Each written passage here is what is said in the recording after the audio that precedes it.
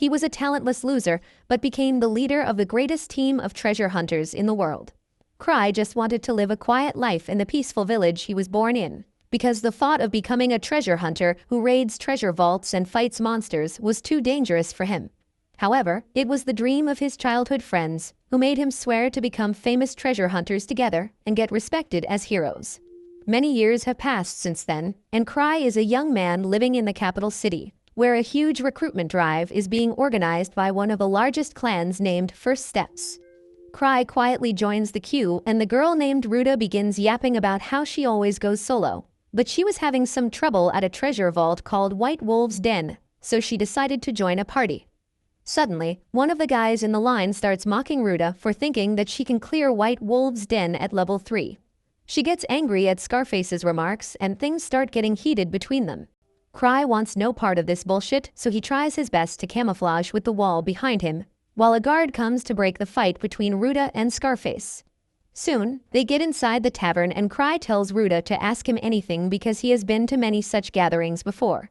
She asks about the most flashy party first, and Cry tells her that it is the best party in this clan, which is led by a blonde playboy named Ark with a level 7 certification, and with just 5 of his teammates, he managed to clear a rank 7 treasure vault. Ruta is amazed to hear that and asks him about the empty seat besides Ark's party.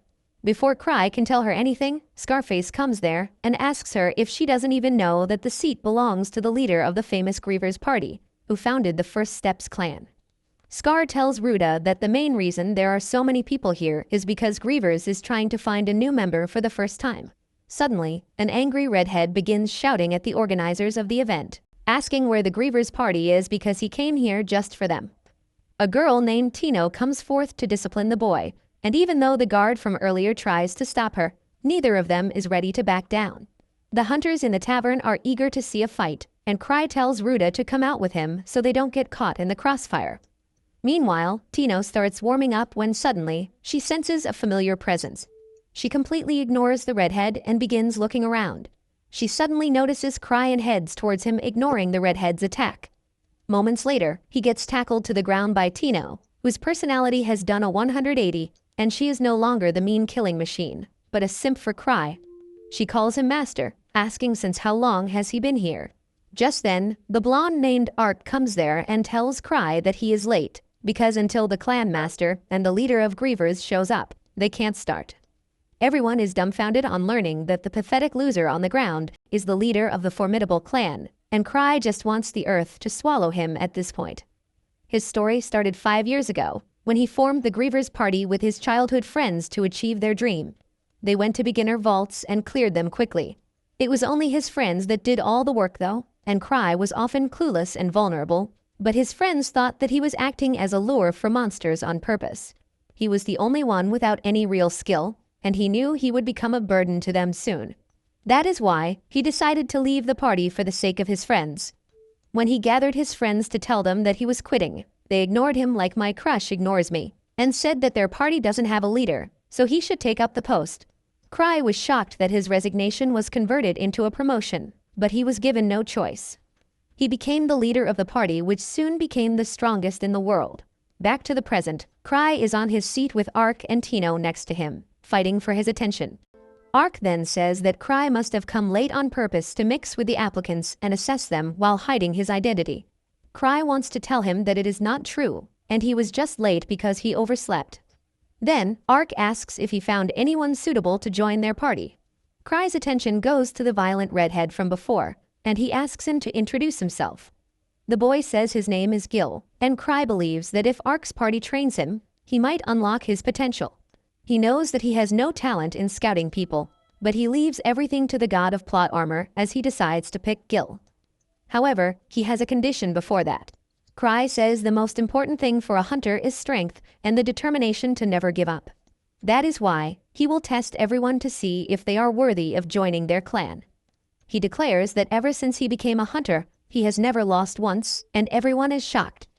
Well, he has never been in a proper fight either. Cry takes off one of his rings, declaring that anyone who gets it will get his recommendation to join Ark's party. He tosses the ring towards the crowd and Gil rushes to catch it, but Tino takes action quickly and sends him to the Shadow Realm with a kick from her thick thighs. The ring flies away from his hands and begins rolling on the ground, and all the hunters present in the tavern start chasing it like mad dogs. Cry declares that the ring is also a treasure item, so he will let anyone who captures it have it. He wishes everyone best of luck, and then tells Ruda and Scar that he will see them around. The next day, as Cry is chilling in his office, his secretary Eva complains about the mess his little challenge caused yesterday, and informs him that the Treasure Hunter Association also wants to have a chat with him. Cry wants to send Ark on his behalf, but he is not in the city, and he has no choice but to go there. As soon as he reaches the office, he immediately grovels before him and begins apologizing. But Chief Gark is not pleased with this apology. He sends his secretary to give Cry a book containing missions no hunter wants to do because they are either lame or extremely difficult. So he begins skimming through the book to find an easy mission and then dump it on someone else. He finds a mission in a level 3 vault about rescuing some hunters and immediately takes it, unaware that it is the most dangerous one. Once Cry reaches the clan office, he finds Tino, who is there to show him the ring she won yesterday. He then asks if she is free right now, and Tino thinks it is time for her to get to second base with her master, but he just wants her to do the mission he got from the chief. Tino vanishes from the room like Thanos just snapped his fingers, but Cry uses an artifact that tracks her and ties her down. The rescue mission is in the wolves' den, and Cry knows exactly whom to send there along with Tino. So he forms a party with Ruda, Tino, Scar, and Gil to take up this mission. 6 years ago, when his group went to register as a party in the Treasure Hunter Association, the redhead named Luke kicked the door open and introduced himself as the strongest swordsman in the world. And just after him, the tan girl Liz declared that she is the greatest thief. Cry cringed so hard at this that he just wanted to die, but his friends kept embarrassing him some more.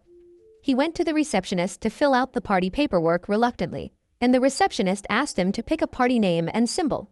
No one had thought about it before, but then Cry purposely chose the lame name Grievers and a poorly drawn skull as their symbol, in the hopes that they'd think he's too cringe to be their leader. Everyone told him that the name and the symbol were crap, to which he responded saying that he just can't get motivated to be a treasure hunter if the party name is something else. But that made his friends immediately change their tone. They told Cry that he had a great naming sense, and they realized it late because they are not as smart as him. Poor Cry had no option now, and that is how the Grievers party was formed. Back to the present, Cry stands in front of the 3 treasure hunters who are still processing the fact that he is the leader of Grievers. They question if he is really the level 8 hunter nicknamed Thousand Tricks, which prompts Tino to stand up for him and order everyone to kneel before Master Cry. Cry asks her to stop intimidating them, but the redhead Gil clearly says that he looks too weak to be the real deal. Cry ignores this and asks if everyone here is willing to help Tino explore the level 3 treasure vault. Gil refuses to take orders from Cry, and Scar starts fighting with him, asking him to show some respect to the level 8 hunter. Seeing no way out, Cry decides to drop Gil from the team, but Gil suddenly challenges him to a fight and says that he will become his underling if he loses. Cry accepts his challenge, but tells him to fight Tino, who is the leader of this team and his representative. He accepts the challenge, and they come to the training hall. Gil tells Cry that once he defeats the girl, he will challenge him, but Cry points out that Tino is a level 4 hunter just like him. Tino drops her weapons, saying she doesn't even need them, leading Gil to throw his sword away too. Tino lunges towards Gil before he even has the chance to react. He dodges her first blow, but that was just the setup for a powerful kick that slams him to the wall. Tino is confident that she won, but Gil gets up and charges at her, but then Tino knocks him out with a blow to his neck. She immediately turns to Cry for praise and says that she became so strong thanks to him. While she goes to his side to receive some encouraging words, Gil lies on the floor, unable to believe that he lost. He recalls how he was always the strongest kid around, and he dreamed of becoming the strongest swordsman. He became a treasure hunter to achieve this dream, but soon became too strong for his party and decided to come here. After that, Cry asks him if he left his old party because of the wide skill difference.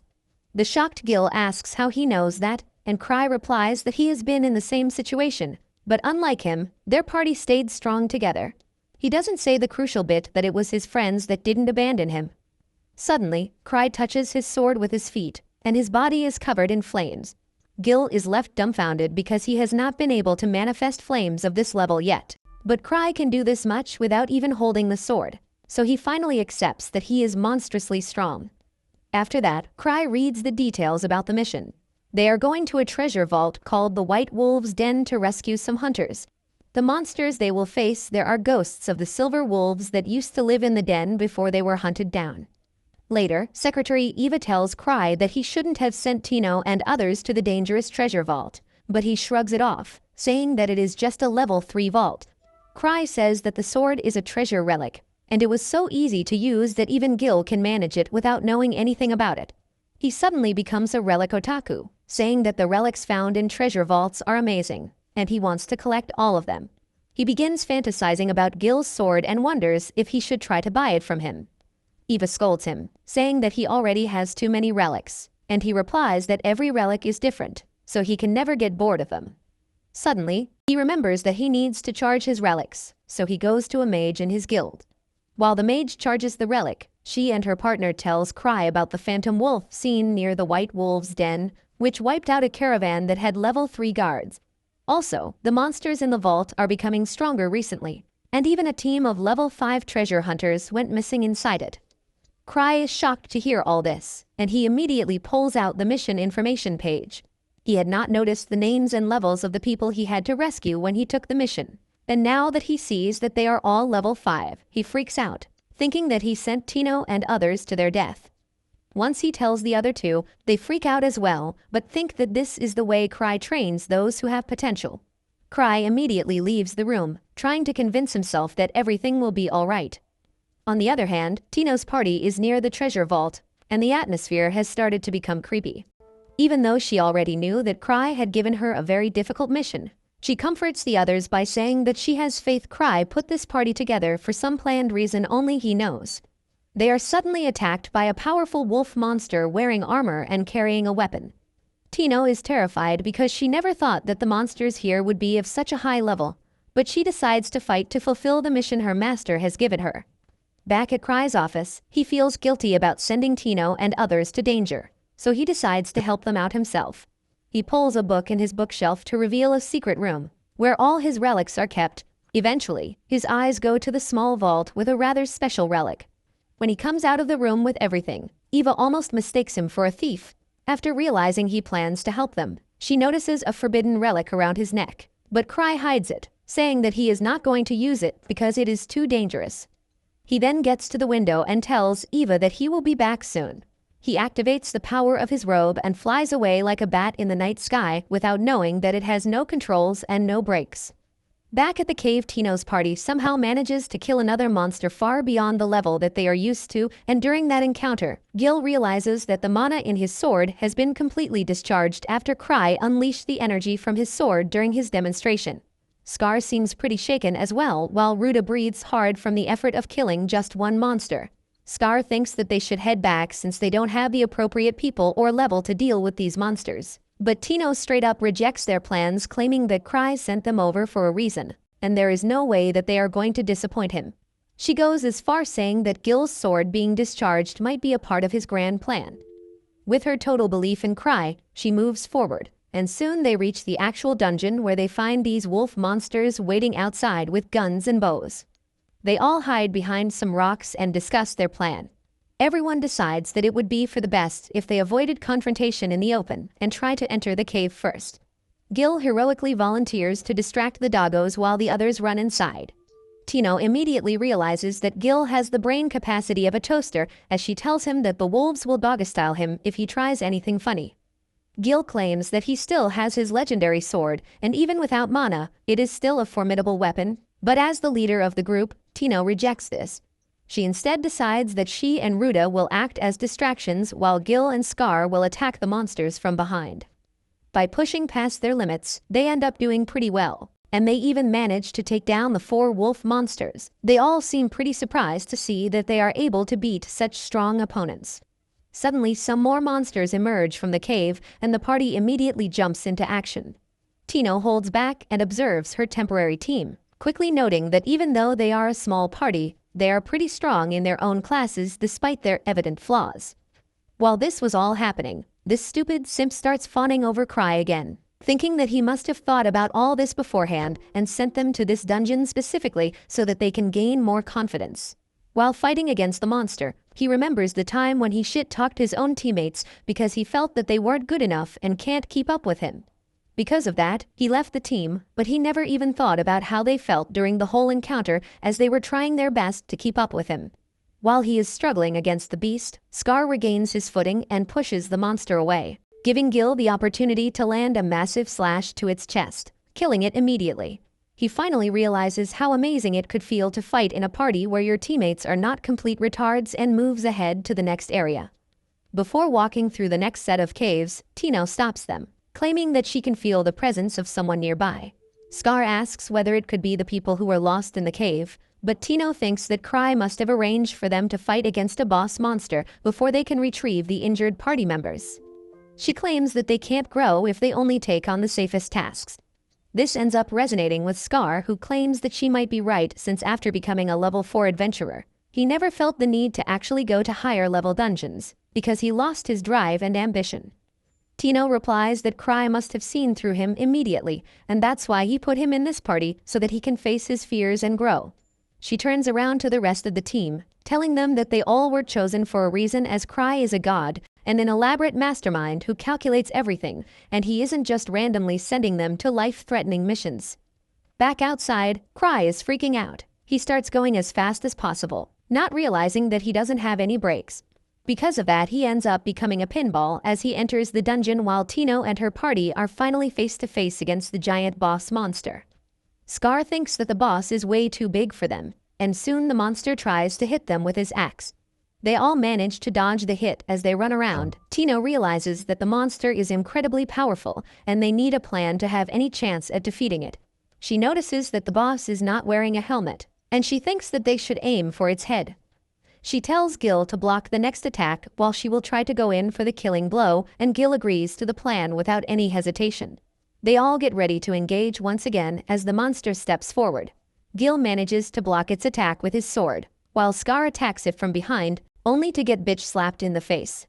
Tino quickly rushes towards the beast, dodging the hits while the monster tries attacking Scar again and breaks his sword. The monster would have killed Scar if not for Tino, who jumps up on its axe and starts running towards its face.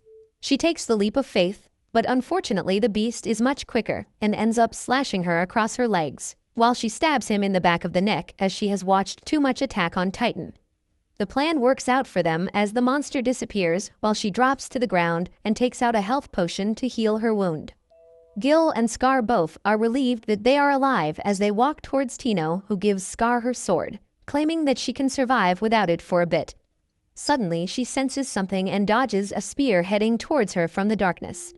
They are all incredibly shocked at this since the boss is already dead, but soon 4 more boss monsters emerge from the darkness, carrying several different weapons.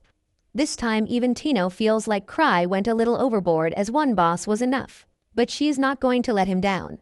She gets up once again and plans to quickly enter the nearby narrow cave where the beasts won't be able to chase them. But one of the monsters immediately covers the entrance, blocking their escape.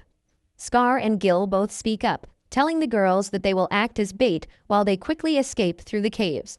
Ruta tries to argue, but Scar tells her not to worry, as everyone dies one day and it's better that some of them survive today. Tino, on the other hand, is not willing to sacrifice anyone as she wonders what Cry would have done in this situation. Suddenly, she remembers that she has the magical ring that he gave her. She tells them to back her up, so all 3 of them quickly attack the monster in quick succession, one after the other, while Tino uses the ring, which can shoot an air bullet at the enemy, and charges it before blasting the monster's eyes with it. The boss monster starts flailing around while Gil decides to go for the killing blow. Unfortunately, he ends up getting smacked away, and by the time Tino tries to help him, all the monsters are already on top of him. Just when they thought everything was over, Cry bursts into the cave and blasts the monster away into the wall. Tino is surprised to see him here, while Scar realizes that these beasts seem scared of him.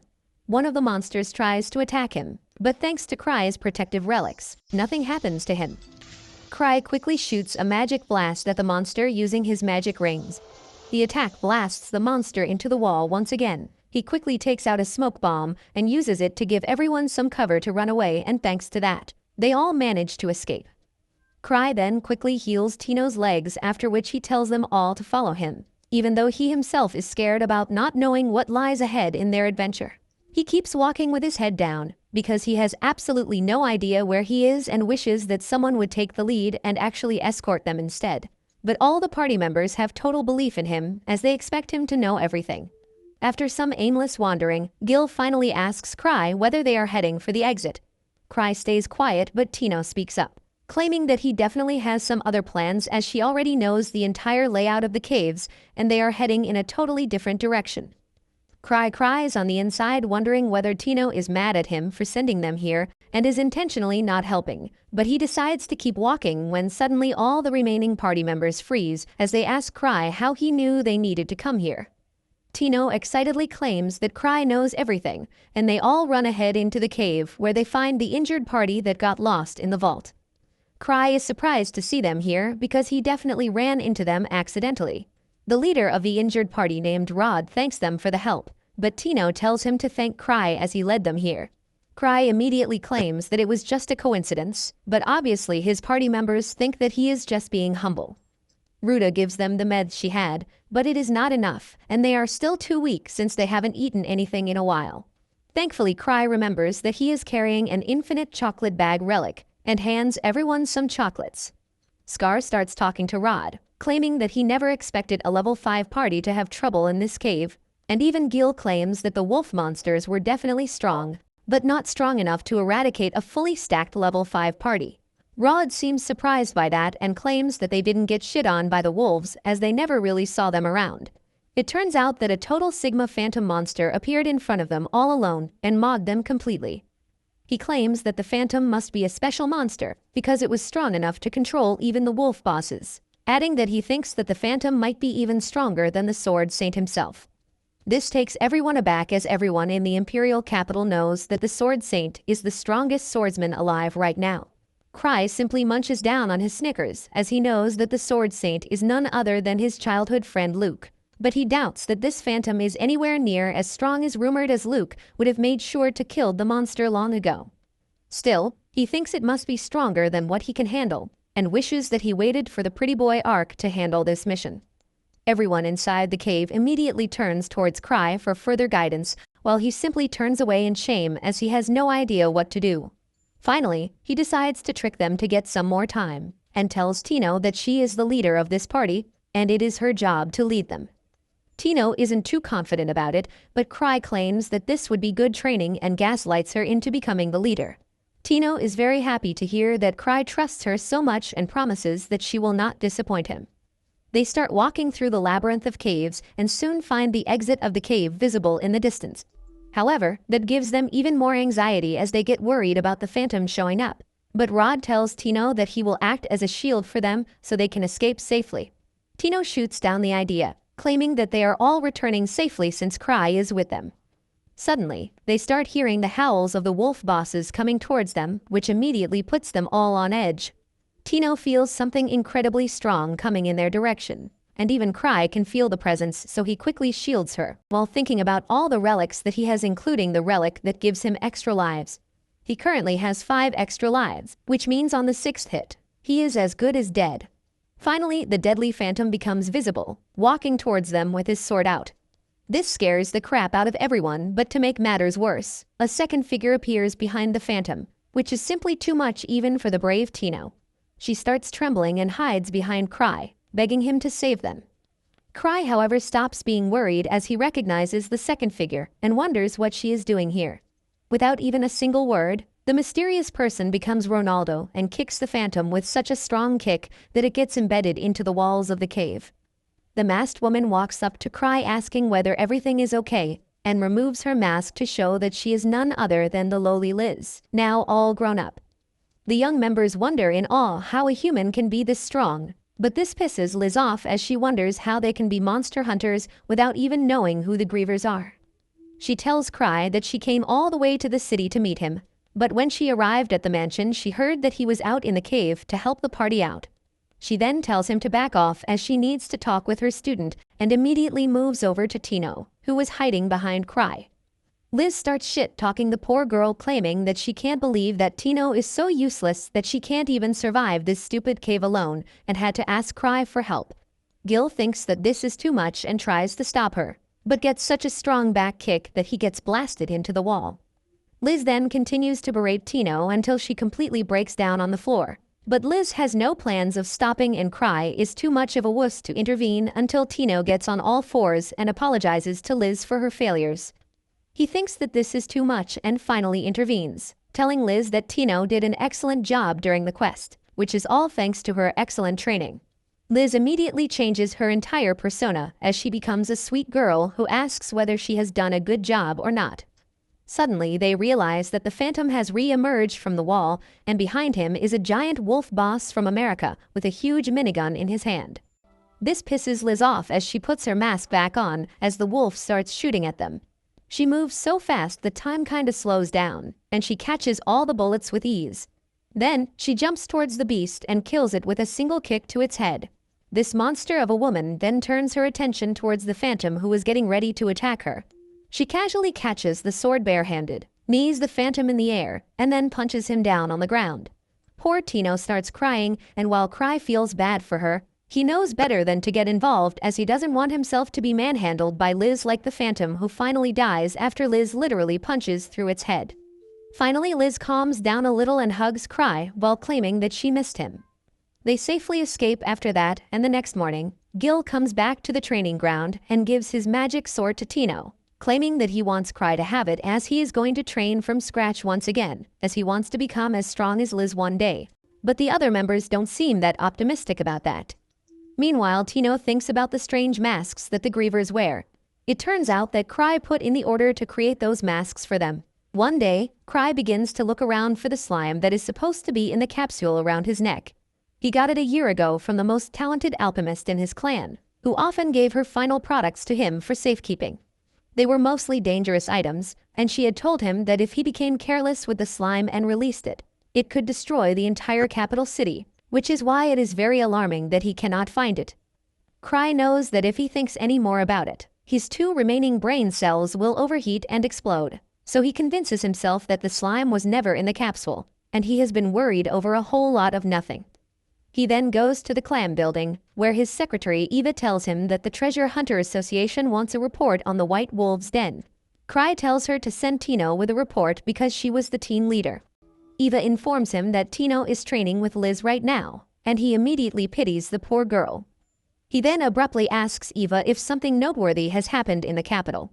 She tells him that nothing has happened, but she will start investigating, and he tells her that there is no need. He decides to pay Tino a visit and leaves everything else to Eva, who begins thinking about how Cry has been correct whenever he has made a prediction. She believes that since he is worried about the capital, something serious and terrible is going to happen soon. In the meantime, Cry reaches the training hall and finds a lot of grumpy hunters gathered outside the gates. A level 6 hunter named Sven tells Cry to get Liz under control, because he is the only one who can tame a beast like her. Everyone else needs to practice as well. But Sven is more worried about Tino dying if the training continues. Cry passes his remark off as a joke, but as the gate to the training hall is opened, he finds Tino lying on the ground while Liz menacingly stands in front of her, badly insulting her and demanding she get up. When she doesn't get up, the violence-crazed Liz decides to end her with a powerful kick. Luckily, Cry stops her before she can attack, and Liz stares at him creepily, asking if he is really stopping her. He affirms with a smile on his face, and says that Tino has reached her limits, so she should let her rest for today. She quickly returns to her cheerful self and tells Cry that she will let Tino rest since she can't fight anymore. But then suddenly, Tino grabs her leg. She uses all her strength to get up because she wants to look cool in front of Cry, and tells Liz that she can fight more. Liz is ecstatic to hear this, and as the 2 girls get ready for round 2, Cry leaves the training hall because he knows that he will die if he stays here. Outside, Sven thinks that this was Cry's grand plan to motivate Tino to become harder, and Cry lets him believe whatever he wants. After that, they sit down for tea, and Sven tells him that apparently the case with the White Wolf's den is still not resolved, and some phantoms are still attacking the people on the northern road. He asks Cry what should they do, and obviously, he has no idea. Cry hopes that Ark was here right now, because he is better than him in everything, except maybe plot armor. Suddenly, he gets an idea and decides to push the case to Sven and his team.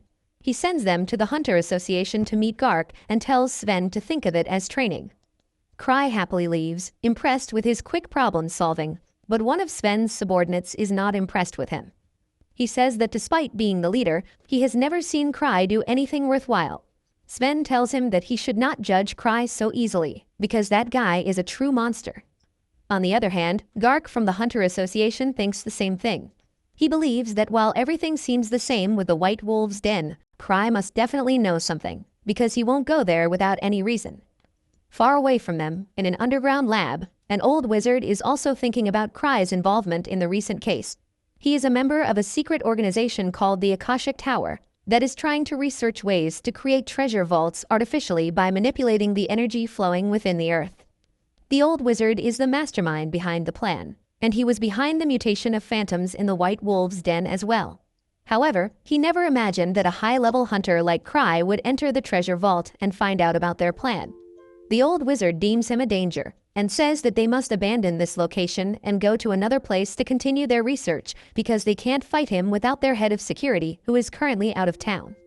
Meanwhile, Cry has a nightmare about a giant black slime that burns the entire city.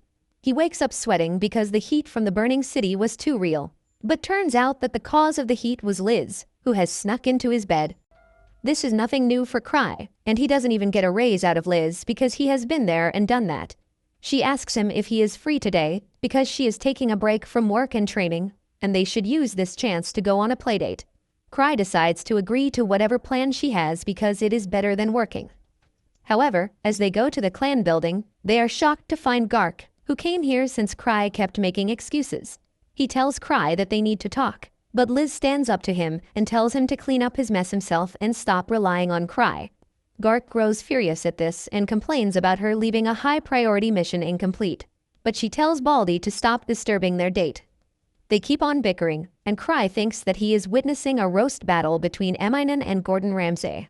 Suddenly, the Battle of Curses turns into an actual fight, and Cry asks Gark's assistant to come upstairs so that at least they can talk like civilized people.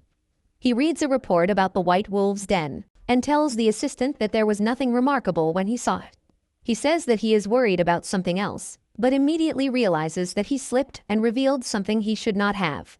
The assistant asks him to elaborate, and he acts shady and mysterious as he says that he can't say anything right now, but his clan will cooperate with the association. He asks her to talk to Ark about this matter from now on because he can help her. Downstairs, Liz and Gark are still at it, and the reception is pretty much destroyed. The agile Liz keeps getting an upper hand on Gark, even though they are equally matched in terms of strength. She fools around, telling him that he has grown old and his joints must be making popping sounds when he moves this much. Enraged by her insults, he uses his full power, but Liz easily dodges his attacks and keeps him under pressure. Just then, Cry comes down and asks both of them to stop. While Gark is in no mood to back down, Liz immediately rushes to Cry's side and clings to him, saying that they should resume their date now. Everyone goes their separate ways, and Cry and Liz go out on their play date. He asks her about the level 8 treasure vault she was exploring, and she tells him that it was really fun, and the monsters there are the best. However, she got bored after a while and returned to see him. His thoughts venture to the missing slime again, and he wonders if it will really put the city in danger. Liz asks him why is he looking so down, and he asks her what would she do if the country gets destroyed. Without missing a beat, she says that she will run away to a tropical island and enjoy a long vacation. Cry is taken aback at her positive and carefree attitude and thinks that he should learn something from her. Suddenly, Liz gives him her bag and goes to subdue a random man on the street. Cry panics as he asks her what is she doing, and she says that this guy was stalking them. Cry tells her that she is being paranoid and asks her to let the guy go. The man freaks out a bit as he sees Cry and then runs away, which makes Liz think that this was all part of his plan. She says that his acting was too great, and then asks him why he let the guy go. She wants to know what is their next move, but Cry doesn't even know what she is talking about. The next day, Cry and Liz go to the most dangerous part of the city, and she still thinks that this is a date. Cry tells her that it is not a date, and he is here on business. According to information he received from Eva, a lot of people have been missing from the slums, and though it is not something that would concern him otherwise, he is worried that the missing slime might be involved in it somehow. As a bonus, there is also a new ice cream shop nearby, and Cry plans to check it out after just doing the bare minimum for his mission. He tells Liz that they should check out the ice cream store first, and she is really happy, but the owner of the ice cream shop is not. He is the same guy whom Liz caught last time, but Cry let him go. He fears that Cry really let him get away on purpose, and now he is here to capture him. He doesn't even understand how he could learn that this ice cream shop was just a front to one of the research bases of the Akashic Tower. He plans to close the shop immediately, but then the door suddenly opens and a redhead named Sophia comes there. The man sees some hope for himself now because Sophia is actually in charge of all the defense-related issues in their organization.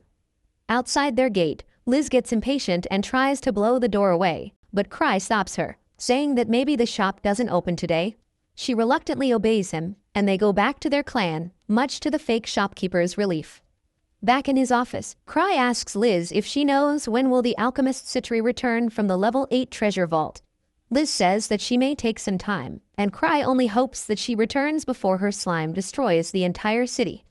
Just then, Eva comes to the office and tells him that the Hunter Association has formed a team to investigate the White Wolf's den.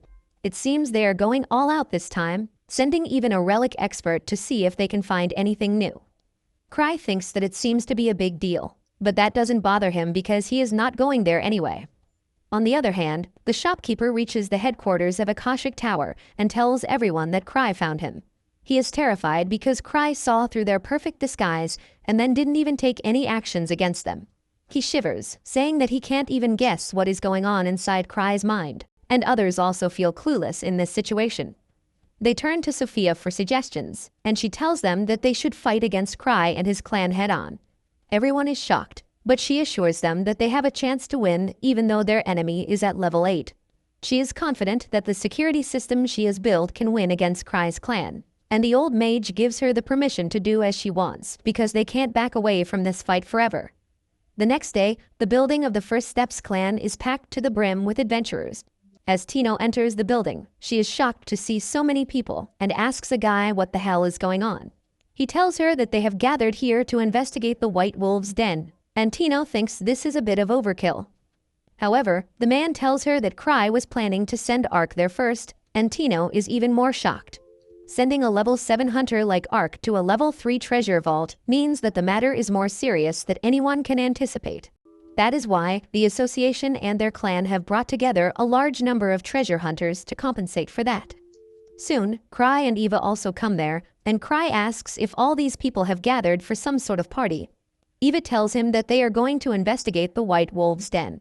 She explains that since Cry requested Ark to take care of the job, she assembled a force that could serve as his substitute. That comes as a shock to Cry, because he mentioned Ark because he is the typical Mr. Perfect who does everything perfectly. He thinks that deploying these many people will cost him a ton, so he suggests that they reduce the number by half. The hunters freak out on hearing that because they think that they are going to die now. Eva calms everyone and says that Cry must have something important to tell them, which he obviously does not. He tries telling them that the difficulty of the mission won't be as high as they think, but they refuse to believe him. Cry turns to Eva and asks about the rewards for the hunters and learns that Chief Gark has issued additional funds to make sure everyone is paid well. With the money issue resolved, Cry tells the hunters to do as they please, and they are glad that they can all go to the vault together. Just then, Liz arrives there, calling them a bunch of sissies who are too weak and don't even have the guts to overcome challenges to become strong. She jumps up to Cry's place, telling him that she will take this mission, and she just needs Tino to come with her. Cry immediately refuses to entertain her request because he doesn't want to endanger Tino's life and doesn't want the morale of other people to go down. He says that everyone here will go on the mission, and then Eva tells him to take command of the group. Cry is taken aback to hear this, but everyone else is relieved, thinking that their safety is guaranteed since the clan master is coming with them. Cry realizes that he can't simply say that he is not going to come with them, so he says that he will be joining them later. Until then, Sven, who is already at the White Wolf's den, will take the command. Before everyone leaves, Cry tells one guy to beware of slime monsters in the odd case they are present in the vault. The team of treasure hunters go to the treasure vault, unaware that it is the base of Akashic Tower, who think that Cry has sent the treasure hunters to deal with them. While they are torn between how to react, Sophia says that this is their chance to attack the hunters when they are still not ready. She says that her defense system has been designed to fight against the most powerful hunters, and only the Grievers party combined can beat it. However, only Cry, Liz, and the alchemist Citri are near the capital right now, and she already has plans on how to beat Cry and Liz. Citri is the only one she doesn't have a foolproof strategy against, but it seems that Sophia has some personal score to settle with her, and she declares that she will crush her personally. She says that Citri found out their master's theory about creating new treasure vaults, and she has been trying her hand at that too. Sophia says that they can't let her do that, and asks the wizard permission to use their entire firepower to stop her. The wizard gives her the permission and makes her the commander of their forces for this battle, but his number 2 doesn't seem to be thrilled about it. Above them, Sven and his party don't find anything unusual, but he still believes that Cry sent them here for some special purpose. Suddenly, he gets a call and asks his teammate to blow the emergency whistle to alert the other treasure hunters. Once they get outside, Sven tells them Cry's message about watching out for a slime monster, and the treasure hunters are pissed because they are supposed to be taking orders from a man who doesn't even have the balls to be present on site. Sven tells them to trust Cry's judgment, and then recites a story about how he once invited everyone to a flower-watching party and told them to bring their weapons. Just as Cry made the toast, a treasure vault manifested behind him, and everyone realized that he predicted this. The hunters are taken aback by this, and Sven once again tells them that the information Cry gives is more valuable than anything else they can find. Back in Cry's office, Liz is pestering him to give her some work too, because she wants to show off her fighting skills in front of him. Cry is already irritated by her behavior, and wonders how long does he have to tolerate her before the hunters can solve the issue in the White Wolf's den, and he can just show his face there at the end. Just then, the alchemist Citri arrives there, telling Cry that she is here to help him deal with an incredibly strong and clever organization that can become a threat to the entire world soon. Cry immediately kicks Liz and Tino out of the office as he hears the details about Akashic Tower from Citri, and on the other side of the city, Gark also dons his battle armor to enter the treasure vault and prove that his glory days are still not over. His assistant tries to stop him because he is definitely going to pull some muscles and break his back. Suddenly, Citri comes to see him and share some important information about their true enemies. Back in Cry's office, he thinks about how Citri was the only other one of their friend's circle who was not overwhelmingly strong. She always knew that she won't be able to fight on the front lines and wanted to do something else to support her friends. That time, Cry was the one who gave her the idea of being an alchemist, and that was how she became the greatest alchemist. Citri tells Cry that the slime she created has the ability to rapidly adapt to its surroundings and evolve, but it is an unstable failed prototype.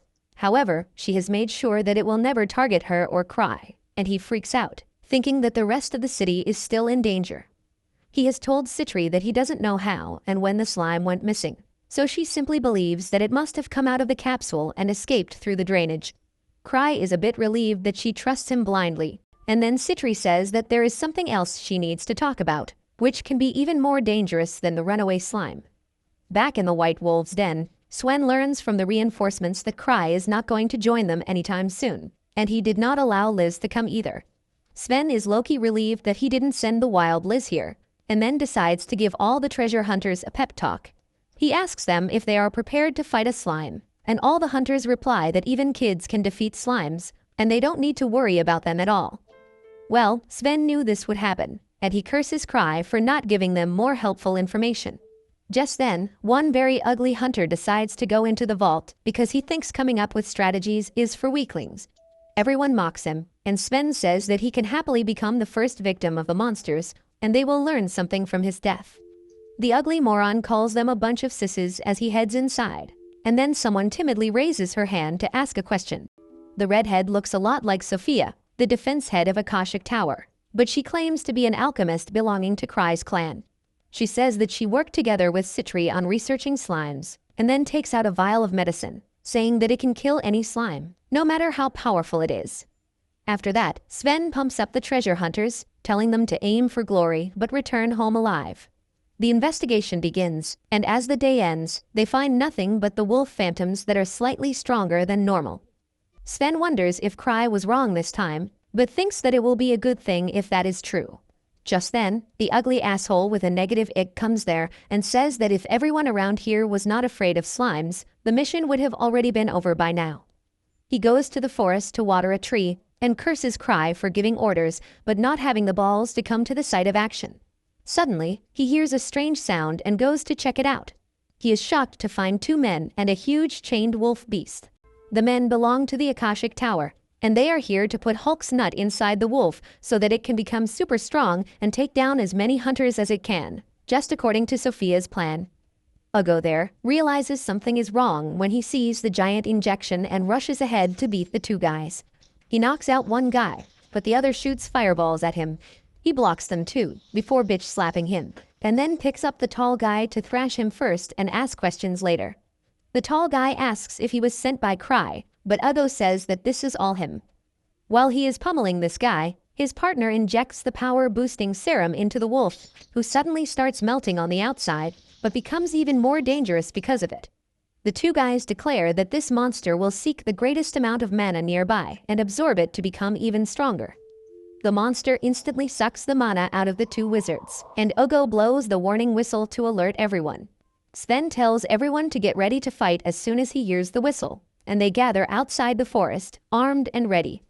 Soon, Ugo comes running, severely injured and missing an arm, as he says that Cry was right the entire time, and a powerful slime monster is present in the forest. Just then, the wolf phantom who has turned into a slime because of the melting serum comes there, and Sven shoots an arrow at it, aiming to destroy its legs before anything else. The magicians blast fire and ice attacks at the wolf slime, but nothing phases it. Meanwhile, Sven and the healer go to check up on Ugo, who tells them that he saw two mysterious bastards injecting the wolf phantom with something and turning it into a slime. The wolf slime comes out of the magic barrage unharmed, and Sven decides to try physical attacks. He aims his bow at the slime and rapid fires half a dozen arrows, but they don't do any damage to the wolf slime. Sven is shocked to see that neither magical nor physical attacks work on the slime, but he still tells the hunters that they will fight for as long as they can. The slime wolf starts attacking them, and Sven tells them to keep their distance and evade the attacks because the monster is quite slow. He then runs to Not Sophia and asks for the anti-slime chemical she had. She tells him that the slime should self-destruct if it touches the medicine, and Sven takes up the mission to make sure that happens. He starts running as he tries to lure the wolf slime, who suddenly leaps at him. Sven quickly plants the vial in the ground and gets to the side. The wolf slime falls on the vial and breaks it, and as it touches the chemical, numerous explosions take place inside its body. Everyone thinks that this will be the end of the fight, but the wolf slime eats up the explosions and still survives. Sven is disheartened because the wolf didn't turn out to be a slime after all, or it would have died. The armored guy next to him says that Cry said it was a slime-like creature and not a slime, and Sven begins cursing him and the grievers. Suddenly, Citri arrives there to help because she literally begged Cry to put her in charge of the White Wolf's den. She tells Sven that the reason they can't harm the wolf slime is because its dense mana is acting as a barrier. She is interested in this unique monster she has never seen before, but one quick look at it, and she figures out exactly how did the wolf phantom melt and turn into a slime. She approaches the dangerous monster, casually dodging its attacks as she realizes that it is hunting people with most mana to restore its body to normal. She pities it, thinking that it is someone's failed experiment, and decides to mercy kill it. She throws a vial at the slime wolf and asks Sven to shoot it. This upgraded version of Hawkeye accurately shoots down the vial and the wolf slime's head with that. She tells him that it was anti-mana metal that nullifies the monster's defenses. Just then, Gark also arrives there in his full battle gear, and Sven gets taken aback on seeing him like this. Citri explains that she asked Gark for a lift earlier, because unlike her sister Liz, she couldn't just run all the way here.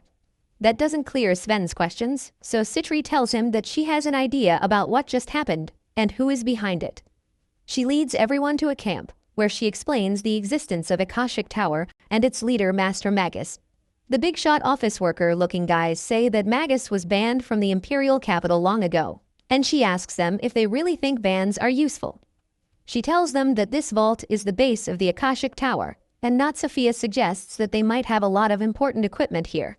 Citri really knows this girl, and she affirms, saying that it is true, and to stop anyone from finding their research, Akashic Tower is preparing for battle. She is determined to stop them and their illegal and dangerous experiments, and for that, she asks everyone to follow her. She says that she is not Cry, but she will still try her best. Later, as everyone gets ready for the fight, Sven's assistant says that Citri seems quite courageous.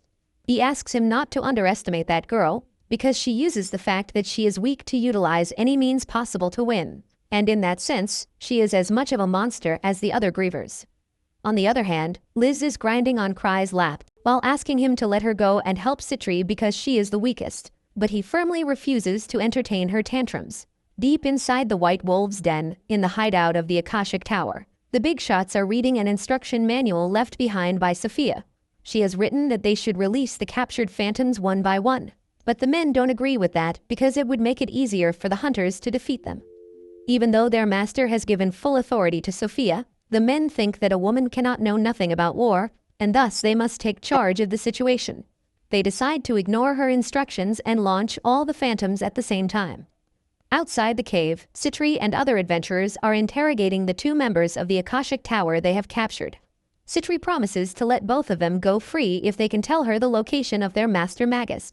The two dumbasses are ready to sacrifice their life for their master. But that was actually a trick question, and Citri just wanted to confirm that Magus was indeed the mastermind behind the whole operation.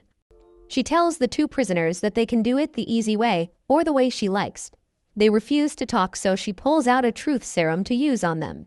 But the government officials have the book of law stuck inside their ass, and they tell her that using things that can manipulate other people's minds is against the law. Citri just asks them if they care more about the law than catching Magus, and even Gark takes her side, telling the officials to let her do her job. She assures everyone that she was just playing mind games and the truth serum is just some exotic fruit-flavored Gatorade. She drinks it all, and then suddenly, a loud roar rattles the camp. Everyone goes outside and finds a giant wolf slime coming towards them, and this time it is red and faster than the previous one. Citri says they will need to analyze the barriers around it to destroy it, and for that, she needs the tankers to stand in front of the monster and endure its attacks. Despite being terrified, a tanker does as she says, and the monster instantly sends his shield flying. Citri then commands the magicians to attack the wolf slime from all sides, while she figures out that its magic barrier makes it immune to close combat attacks. She wonders how can they deal with it, when suddenly, a blue wolf slime comes there.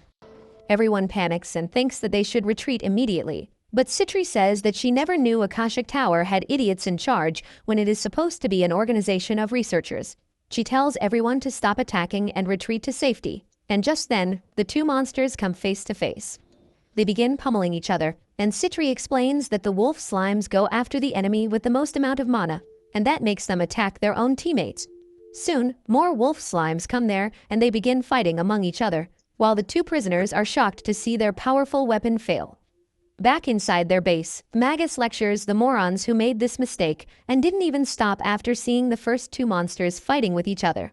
Sophia is in touch with them through a communication device, and she says that they can't do anything about the monsters now, but they have more tricks up their sleeve. However, she tells everyone that the situation outside has changed because Citri and Gark have joined the hunters. Magus Loki panics on hearing Gark's name, but Sophia says that they still have a good chance to win. She says that retreating is out of option because the hunters have two of their men as prisoners, and even if they don't speak up, Citri will find out the location of their base sooner or later. She says that they should lure the enemy to their base before they can get ready for it, and then destroy them all with a master's trump card.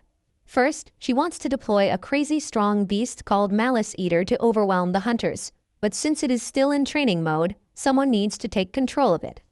She tells the moron named Flick, who screwed up the last task, that this is his chance to show his full potential, and asks him to control the Malice Eater to round up all the hunters. Flick is taunted by her words, and he swears before Magus that he will lure the hunters to the base. Back at the base of treasure hunters, Not Sophia watches Citri busy with work, and begins thinking how Citri was always a genius who had no competition. She was awfully motivated and hard-working, and Not Sophia often felt insecure of being in her shadow. Suddenly, Sven approaches her and snaps her out of her thoughts. He begins talking about how her anti-slime medicine didn't work on the monster earlier because that wasn't a slime, and Cry should have told them more details. He then quickly changes the topic and asks her why are the two prisoners staring at her, because as far as he is concerned, she is not the most attractive in this camp. Not Sophia says that she has no idea about that, and Sven tells her to come to him if anything happens. Soon after that, Citri figures out the location of the Akashic Tower base by analyzing the terrain and the flow of mana in the region. Everyone is surprised, and then Citri asks the prisoners if her guess was right. Their panicked reactions are enough to confirm her theory, and they immediately call out to the redhead alchemist to free them, calling her Sophia. The hunters ask what they are talking about, and Citri says that Sophia is her arch-enemy and a student of Magus. She has tried to find her for a long time, but could never find more than a trace. She believes that capturing Sophia and Magus are absolutely necessary to destroy Akashic Tower, and she plans to settle the score with Sophia for good this time. Not far away from them, Cry, Liz and Tino are approaching the base. Liz basically dragged him all the way here, and Cry thinks that he is going to die because his relics are not fully charged and he doesn't have enough safety rings either. Back at the camp, the hunters are heading to Akashic Tower's base, and the ugly-ass hunter tells Citri that if he had put faith in Cry's words earlier, he wouldn't have broken his arm. He is eager to know more about Cry, and Citri says that he is the man who will become a level 10 hunter one day. The ugly guy is surprised to hear this, but after everything that has happened today, he believes that Cry is just so strong. Citri says that Cry is strong, but even if he was weaker than a rabbit, he would still be the best treasure hunter among them. Just then, lightning passes through the clouds, attracting everyone's attention, and the very next moment, a powerful lightning bolt shoots directly at Citri. It was shot by the guy named Flick, who is riding the flying lion monster, while boasting about his ultimate spell that can kill anyone instantly. He gets down to the ground where all the hunters have been knocked out, and says that now he will prove to the master that he is better than Sophia. To his shock, Citri suddenly gets up and tells that she is used to this level of spells because there are worse things she has experienced in high-level treasure vaults. Flick freaks out because it was his ultimate spell, but then Citri shoots Sven with a water gun, instantly healing him. He charges at Flick and knocks him out before attacking the lion monster, who easily knocks him back.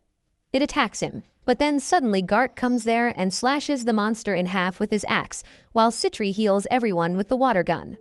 Back in the base, Magus is furious because the moron Flick only took one of the monsters with him when he was supposed to take all of them. His subordinates tell him that Flick's ultimate attack was useless and the hunters are still coming towards their base. They want Magus to escape while they hold off the hunters, but he is opposed to that idea.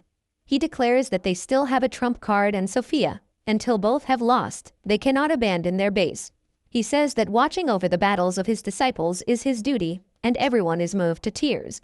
Magus commands them to keep fighting with all their strength, and his subordinates swear that they will win.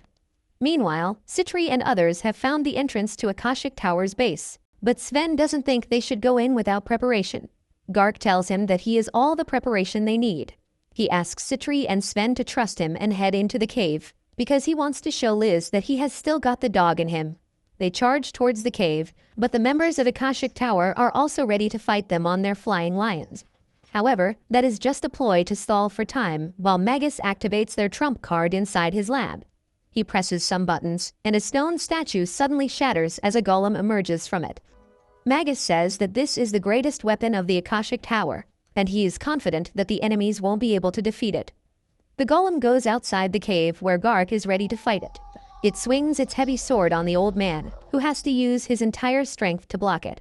Seeing the best enemy fighter cornered, the other members of the Akashic Tower decide to go on the offensive. They fly high above the reach of Sven and other attackers, and while everyone is busy fighting or waiting for their turn, the two prisoners try to cut the ropes tying their hands.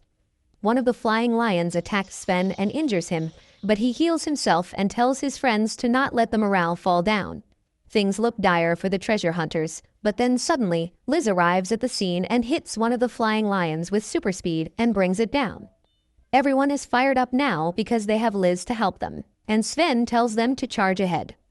On the other hand, Cry and Tino are alone in the forest. Cry is a bit concerned because Liz ran off to fight, and now he doesn't have a reliable bodyguard, when suddenly, Tino senses a presence. She alerts Cry and asks if she should deal with whoever is near them, but he asks her to let them be, thinking that they are just wild animals. However, the people Tino sensed are the prisoners from the Akashic Tower, and they get confused about why Cry is letting them go. Cry doesn't even know about them, and as he decides to resume the journey, The power in his night vision lenses suddenly goes out, and he asks Tino to lead the way. Back on the battlefield, Liz is moping the floor with the flying lions and then asking the other treasure hunters how can they struggle with just this. She calls Citri a weakling, and Citri asks her what the hell is she doing here. Liz tells her sister that she begged Cry to come here and then gets back to action. She moves like the Flash to attack the golem, but it is harder than she expected. She keeps up her strategy of attacking the golem at full speed, pushing it back and causing it to break a little. Gark doesn't want to be bested by her, so he attacks the golem with his axe, freezing it at the point of impact. The golem falls to the ground as Sven takes aim at it. It powers down for a second, but then reboots itself and gets on the offensive. Gark swings his ice axe at the golem, but it dodges the attack and then jumps high above him. No one can believe that such a giant piece of junk can be this agile, and it reminds them of Ansem, one of the 6 grievers, who is almost the same size as the golem and more agile than it. Liz wonders if this golem is modeled after her friend, but it doesn't matter because she just needs to destroy it. She leaps to attack it, but the golem detaches its hand to reveal a cannon and shoots at her. The energy bullet grazes Liz's belly, and she is forced to back away because she is not good at handling long-distance attacks. She keeps running as the golem shoots her, and Citri thinks that it will be hard to destroy the golem, even with her sister's offensive power, so she should try to deplete its battery. Liz takes that personally and attacks the golem to prove that she can defeat it. She hits it with a powerful combo and causes it to fall, and Gark attacks the golem's foot to finish the job. However, the golem flies off using thrusters on its back, and Liz gives up on beating it. Just then, Cry arrives there and asks everyone how are they doing. He is not fazed at all by seeing the giant golem in front of them, and everyone is certain that the fight is going to be over soon since the strongest hunter has arrived on the scene. The golem suddenly starts flying towards Cry, and Tino clings to him out of fear. However, he keeps acting clueless, and then suddenly, the golem is repelled before it can even hit him. The golem powers down as it hits the wall, and everyone asks Cry what secret move he used this time. Little do they know that Cry didn't even see the golem this entire time since his lenses had run out of mana, and he asks Tino why is everyone acting like something big happened. Anyway, the fight ends with that, and the treasure hunters raid the base of the Akashic Tower, confiscating whatever they can find. Cry receives a report from Citri, who thanks him for sending Liz to back them up at the right time. However, the fight has not ended yet, and she plans to destroy the Akashic Tower personally. On the other hand, the 2 escaped prisoners meet with Magus and others who fled the base after they lost the battle. The 2 men are sure that the redhead alchemist among the treasure hunters is Sophia, and they tell Magus that she has infiltrated their enemy's base, so she might do something. However, Magus no longer has the courage to fight against Cry because he cannot even fathom what he is going to do next. He decides to leave the Empire and asks his men to call Sophia back. Meanwhile, Cry attends a meeting with Gark and a government official who want him to tell everything he knows about Akashic Tower, but he doesn't know shit, and he tells it to them clearly. He asks them to talk to Citri about this because she was in charge, and the government official gets nervous on hearing her name. 3 years ago, there was a massive jailbreak, and all the proof pointed to Citri, because of which she was demoted to rank 2 and her title was also taken away. However, Gark personally interfered to prove that she was innocent, and ever since then the government officials have avoided her. Back at the makeshift base of Akashic Tower, the disciples of Magus have captured and brought not Sophia to him.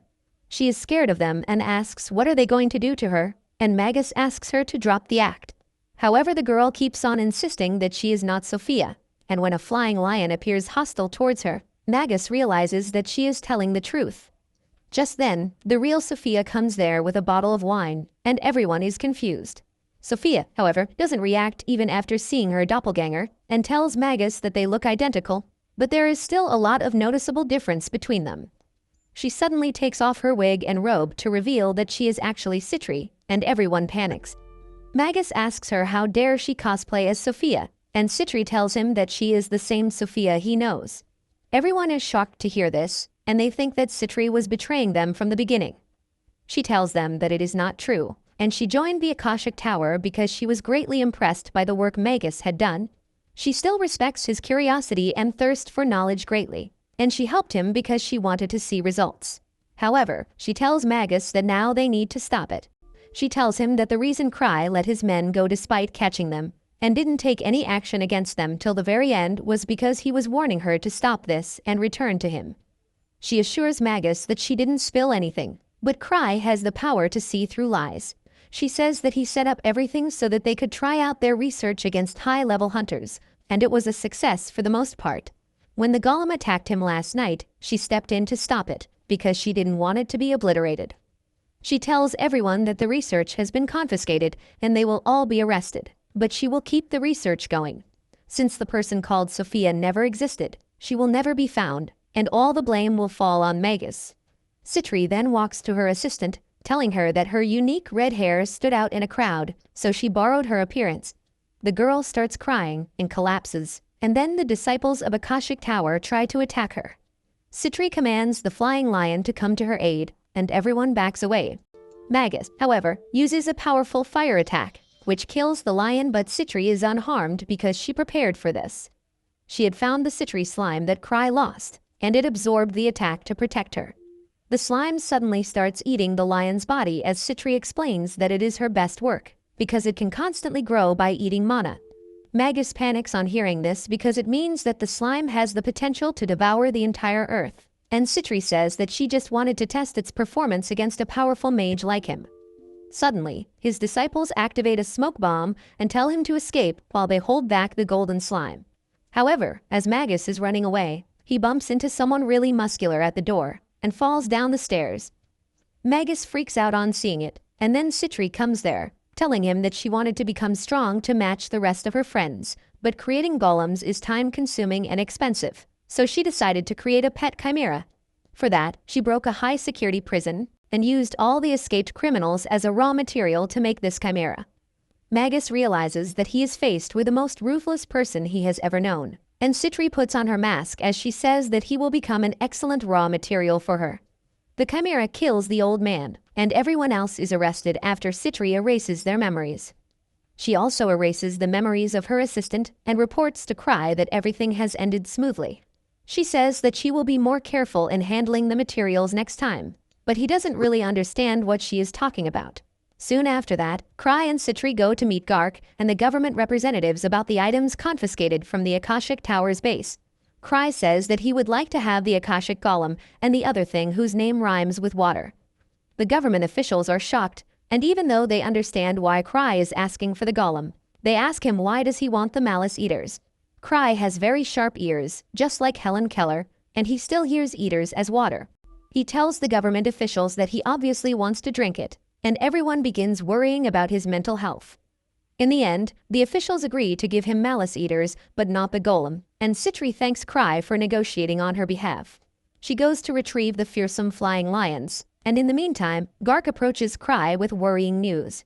He tells him about a party of treasure hunters called Crashing Lightning that have recently arrived in the capital. They are led by a famous level 7 hunter named Arnold Hale, but Cry doesn't know about him and asks if that is the guy who was in the Terminator series. Gark just laughs at him and says that Arnold is said to have killed a dragon.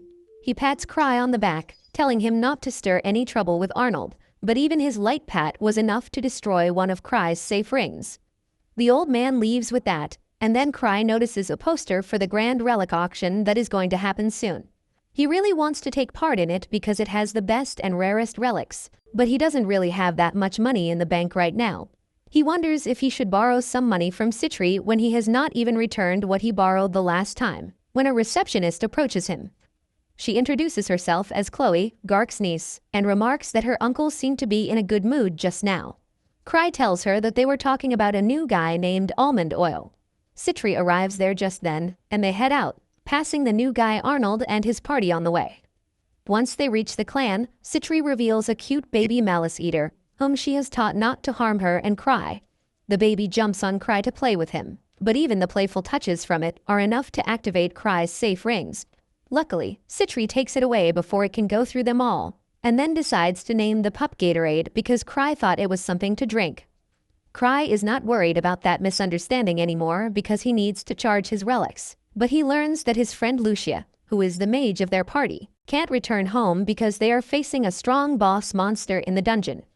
Speaking of that, Citri gives him a special relic, which can save one spell for emergencies.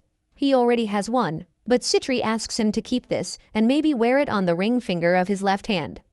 After that, she gives him a massage that she enjoys more than him. And when Cry tells her about his relics being out of mana, she asks him to leave everything to her.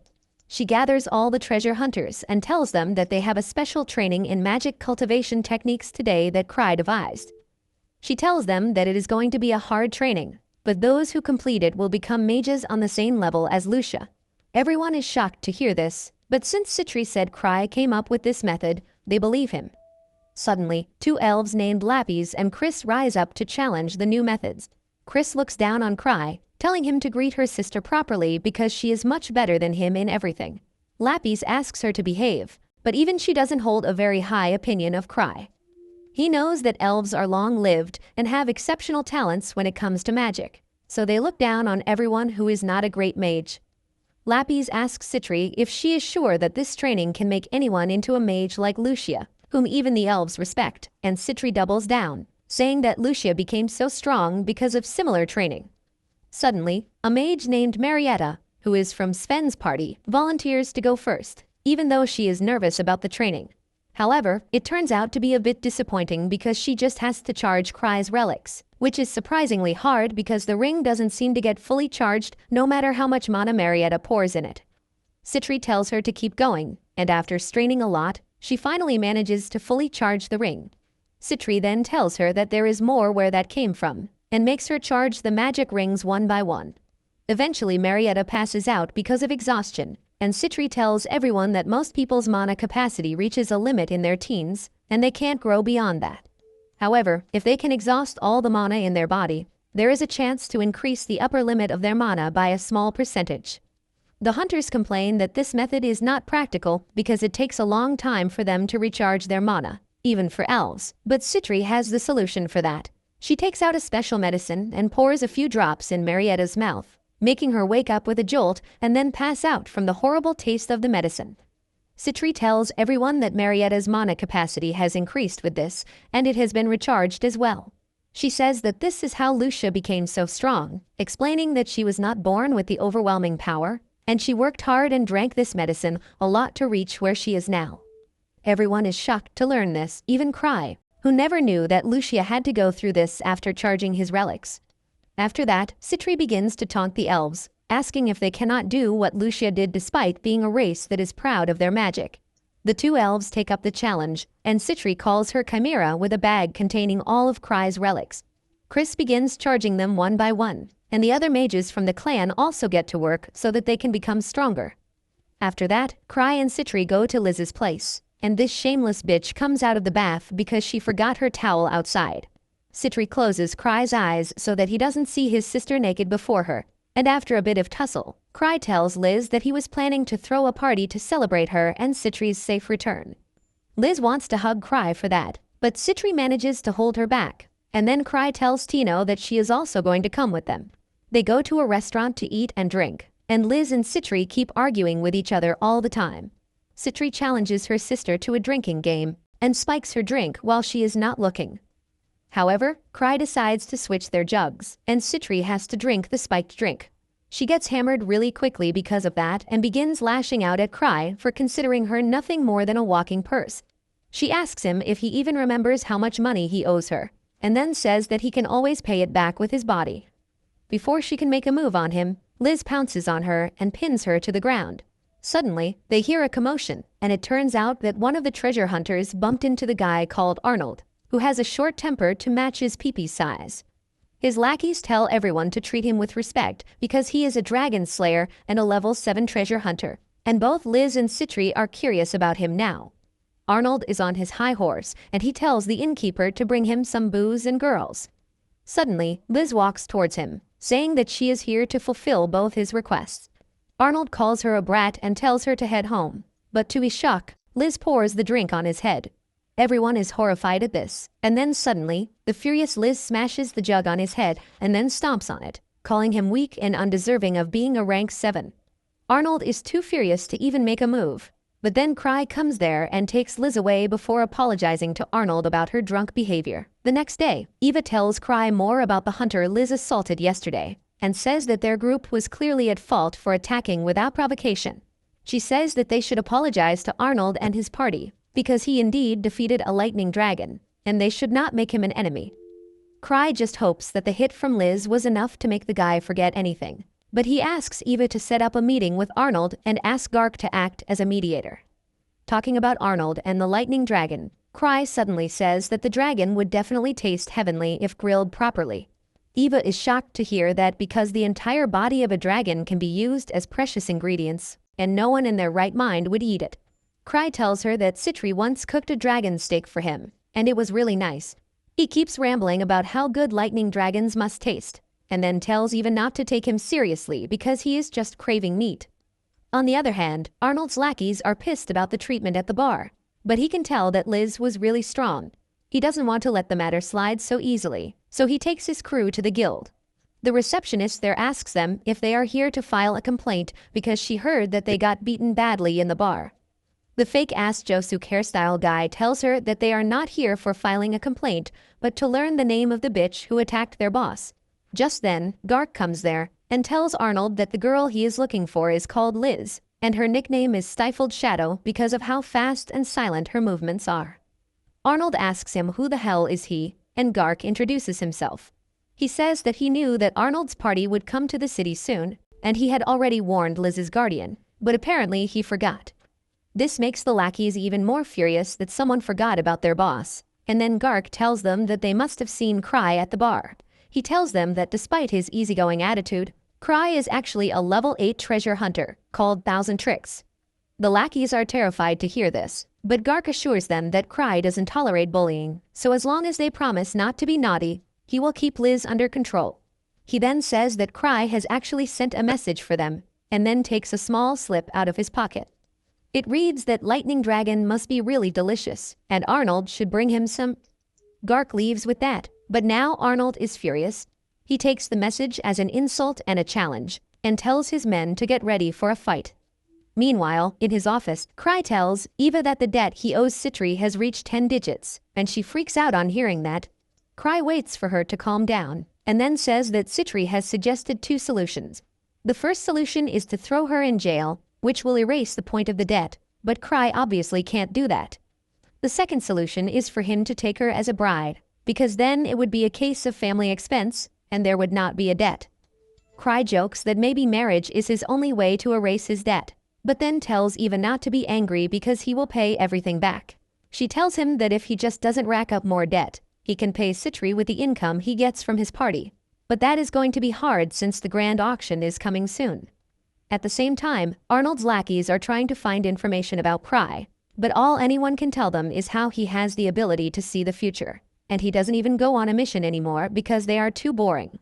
They return to their base and tell this to Arnold, who says that this is all bullshit, and people made these things up because they didn't know the truth.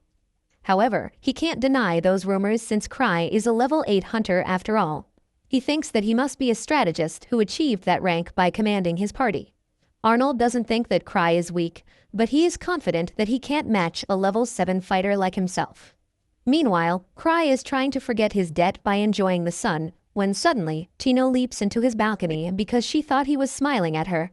She eagerly asks him what can she do for him, and Cry jokingly tells her that he needs some money. She is dejected to hear that, but still offers to lend him some money from her savings. Cry says that he won't take anything from her, because he owes a 10-figure debt to Citri.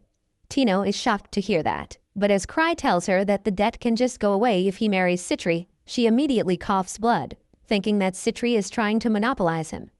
Cry tells her that it was a joke, and then asks her to come on a walk to lighten their mood. On the way, Tino suggests that he go to some high-level vault and find some relics that will earn him a lot of money, but Cry doesn't want to die trying that.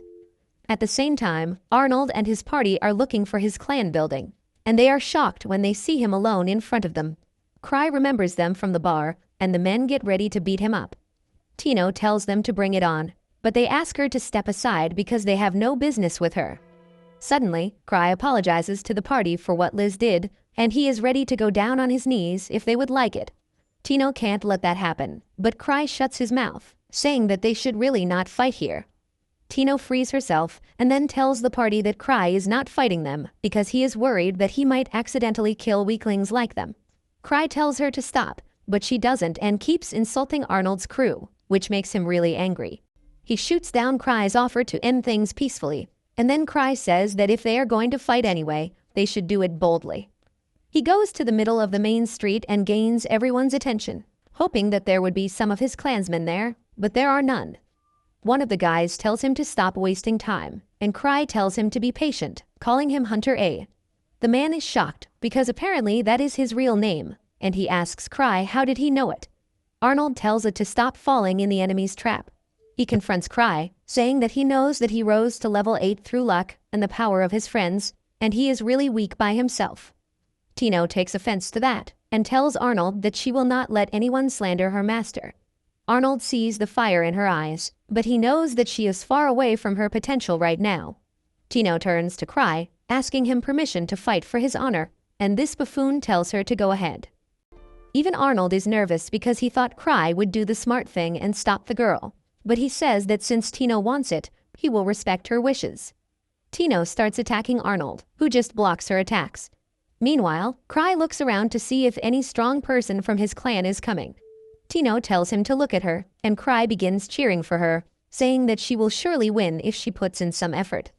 This makes Arnold furious, and he slams Tino to the ground, asking Cry who the hell does he think he is.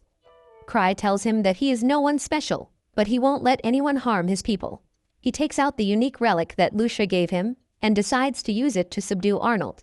He remembers the time he asked Lucia to create a wide-range spell that could subdue an enemy without harming them, and also didn't target any bystanders. Lucia told him that it was an impossible request, but in the end, she came up with just the spell Cry needed. Now, he uses that gravity magic to pin Arnold and his men to the ground. Arnold asks if he is a mage, but Cry says that it is not important what he is. He frees Tino from the effect of his spell and then tells Arnold that if he wants to fight him again, he must follow the proper procedures since he is challenging a clan master. He tells him to defeat the 3 strongest parties in his clan before he challenges him again, and those parties are led by powerhouses like Ark and Sven. Arnold curses him, but then he loses consciousness from the spell. After that, Cry takes Tino out for some desserts, and she feels bad for not being able to meet his expectations. He tells her to not mind it, but she asks him to tell her the location of a vault with precious relics so that she can retrieve them for him and pay off some of his debt. But he doesn't know what to tell her. The next day, Arnold and his men are drinking in frustration after the humiliation at Cry's hands. They are furious that he repeatedly taunted them, and then subdued them without causing any damage. Not only that, he even told them to fight the strongest parties in his clan if they want to challenge him again. Just then, the guy whose hairstyle is a mix of Jasuk and Polnareff comes there from his recon mission. He tells Arnold that he went to the 3 top parties that Cry told them to fight against, and he was met with surprise and disappointment. Sven clearly told the man that Cry must be playing pranks on them, and they don't have to take him seriously. He then went to the elf girl who was refilling the relics, because her party is also one of the 3 strongest, and she told him that they are not Cry's underlings and they want none of his bullshit. Finally, he went to Ark's party, and didn't even get to meet Ark as his bitches told him to not believe anything that Cry tells him. Arnold, who has been roaming around in his birthday suit, is really furious to hear this, and he swears to get revenge on Cry. However, another of his lackeys tells him that they should wait for the grand auction to buy some better gear for that, and if they are lucky, they can sell the weird relic that went unsold in their kingdom. On the other hand, Cry and Tino are visiting a relic shop to get a relic they recently found analyzed by an expert. When Tino tells him that she found it in a level 1 treasure vault by following Cry's advice, the old man is shocked because the relic is quite high level. Cry is glad to hear that and asks about its effects, but the old man replies that he needs to do some elaborate testing for it, and that will take time since he has tons of relics that he needs to appraise before the auction. Cry gets even more excited on hearing this and asks the man to show him the relics that will be put up for auction, and tells him to talk to Tino in the meantime. The old man somehow agrees to this trade-off because Tino reminds him of his granddaughter. He asks her how is everything going, and tells her to rely on her friends if things get tough. He says that despite his bad habits, Cry is a reliable man, and that sends Tino in a downward spiral. She says that her master is a wonderful man despite his huge debt and reckless tendencies, and she is nothing compared to him. This makes the old geezer worry about what she is learning, so he decides to confront Cry, who who has just found something really valuable among the relics. It is a mask that is formed by skinning the colossal titan's face, and Cry thinks that it can allow him to change his appearance as he wants. He used to have one earlier, but Liz broke it since it was creepy, and that's why he really wants it so that he can live freely without being bothered by anyone. The old man comes there just then and asks him to leave the shop because he has work to do. However, Cry tells him that he is interested in the mask, and he wants to talk directly with the person who sent it for appraisal. The old man says that he has not even appraised it yet, but arranges a meeting. After that, Cry and Tino go out for some dessert, where she asks him how is he going to get money to buy the creepy mask. She tells him that Citri is spending a lot of money on her research and on providing free mana potions to the mages, so she doesn't have too much to spare. This makes Cry tense, and as he walks back to the clan building, he thinks that if he asks Liz for money, she will definitely rob other people. He wonders if there is someone else who can lend him a huge sum, when suddenly, he sees a noble's carriage in front of their building. Just then, a blonde girl comes there along with Ark, thanking him for the tour of the building. She says that while all hunters are stupid assholes, Ark is a true gentleman, and she was glad to see the place he works at. Cry and Tino just stare at her, and Blondie's attitude changes as she addresses them. She rudely asks what are they staring at. Ark introduces the girl as Eclair, the daughter of an earl, and Cry as his clan master. Eclair says that she has heard a lot about Cry, and he looks too weak to be a person who is at level 8. She throws more shade at him, saying that a weakling like him doesn't deserve to be above Ark, but Cry hears her out with a smile. Eclair gets flustered and asks why is he not reacting to her words, and Cry politely replies that since he was poor while growing up and has no manners, he tries to be careful around nobles. Eclair suddenly starts feeling like she is the bad guy here, and decides to leave immediately. After that, Cry makes some small talk with Ark, before asking him if he has a lot of money. Ark knows that Cry wants to buy a relic in the auction, and he clearly refuses to lend him any money. Cry is disappointed and goes to Sven with the same request, and Ark laughs his ass off about it. Everyone in the clan heard Cry trying to borrow money to buy a relic, and the word spreads around the city like wildfire. Everyone starts thinking that it must be a legendary artifact if Cry is so desperate to get it, and its value starts rising. However, Cry can't get anyone to lend him anything, so in the end, he has to return to Citri. She tells him that she will give him as much money as he wants and put her needs behind his, which makes Cry feel guilty and uncomfortable. They wait for the owner of the relic at a cafe, and Cry hopes that they succeed in the negotiations, but to his shock, the owner of the relic is none other than Arnold, who is equally astonished to see him. They sit down to negotiate, and while Citri and Arnold's lackey play mind games, the big guy suddenly speaks up. He says that they don't even know the effect of the mask, but if Cry is so desperate to buy it, he must know something about it. He refuses to make any sort of deal before knowing the effect of the mask, and asks Cry to spill the beans. Cry says that he can't tell him the details, but he is sure that the mask is dangerous and its use is banned by their country. He tells Arnold to let it go now before he lands in trouble, and that triggers the big guy's ego. He says he won't sell it, but immediately does a double take. He begins thinking that Cry is using reverse psychology on him, and he wants to taunt his ego so that he keeps the ugly and dangerous mask with him. Since he doesn't have a use for the mask anyway, he thinks it is better to sell it off now before things get troublesome, and he decides to give Cry an offer he cannot refuse. He offers to sell the mask for 10 million, which comes as a shock to Cry, since he was praying that Arnold agrees to sell it for 30 million.